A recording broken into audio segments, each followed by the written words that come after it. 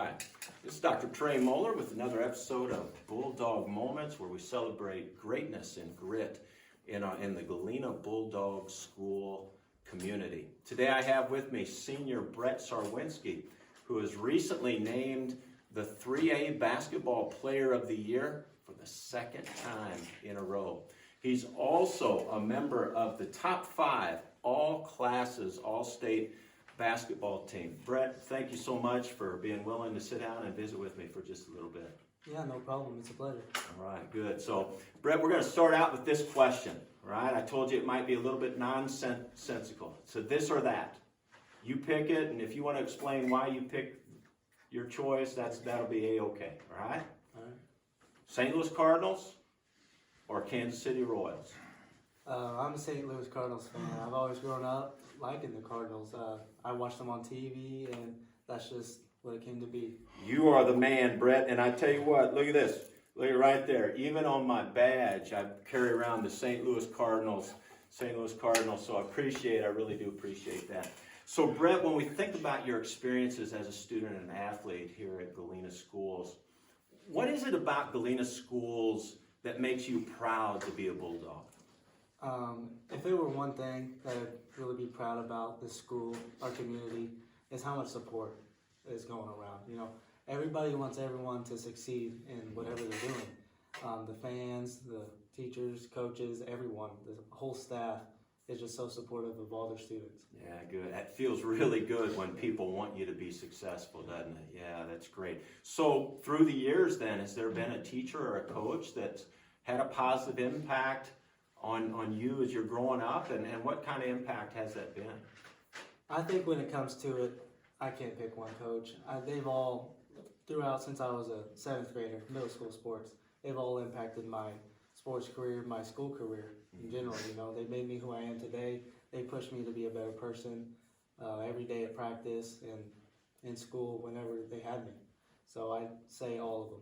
All right, thank you, Brett, for that, for sure. So, you know, one of the things that we notice about people who are successful and continue to be successful over and over again, which you have. I mean, obviously, to be 3A Player of the Year 2 years in a row, it's incredible, first of all, to get it, but then a second year, I mean, it really is a picture of your work and development to get there.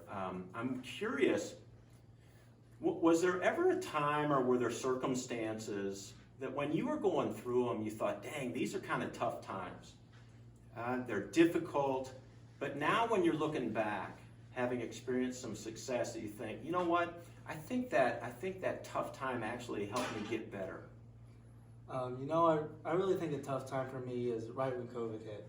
Because, you know, just like you said, these basketball accolades and stuff, we are actually playing basketball. We were in the state tournament, about to play in the Final Four game, first ever in school history. It just got cut short, you know, they canceled everything. And I think that was a time that I really thought to myself, I was getting lazy. You know, I wasn't doing much. I was just sitting around, watching TV, looking what was going on. You know, I wasn't being active. I wasn't getting outside a lot. And I think I looked at myself in the mirror, and I just knew I had to start working. I just get back to myself, get outside, do something that's going to be productive during the day.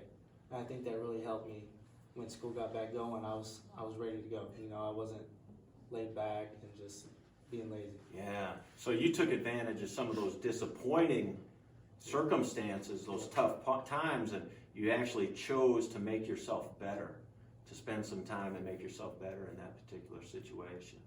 Yeah, that's cool. Now, Brett, I've asked you a couple questions real quick. I've got one more question before we go, but before I ask that question, is there a question that you would want to ask me?